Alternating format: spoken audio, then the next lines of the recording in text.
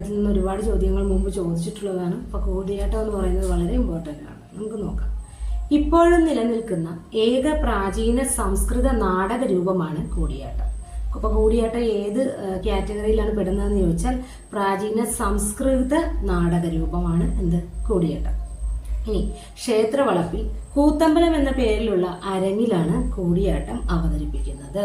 അപ്പോൾ അടുത്തൊരു ചോദ്യം, കൂടിയാട്ടം അവതരിപ്പിക്കുന്ന സ്ഥലം അതറിയപ്പെടുന്ന പേര് എന്താണ്?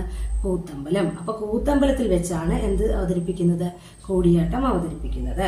ഇനി കൂടിയാട്ടത്തിൽ ഉപയോഗിക്കുന്ന പ്രധാന വാദ്യോപകരണമാണ് മിഴാവ്. അപ്പോൾ മിഴാവാണ് കൂടിയാട്ടത്തിൽ ഉപയോഗിക്കുന്ന പ്രധാനപ്പെട്ട വാദ്യോപകരണം. ഇനി അടുത്തത്, പൂർണ്ണരൂപത്തിൽ ഒരു കൂടിയാട്ടം അവതരിപ്പിക്കുവാൻ എത്ര ദിവസം വേണമെന്ന് ചോദ്യം ചോദിച്ചിട്ടുണ്ട്. 41 ദിവസം വേണം. അപ്പോൾ പൂർണ്ണരൂപത്തിൽ ഒരു കൂടിയാട്ടം അവതരിപ്പിക്കാൻ 41 ദിവസം വേണം.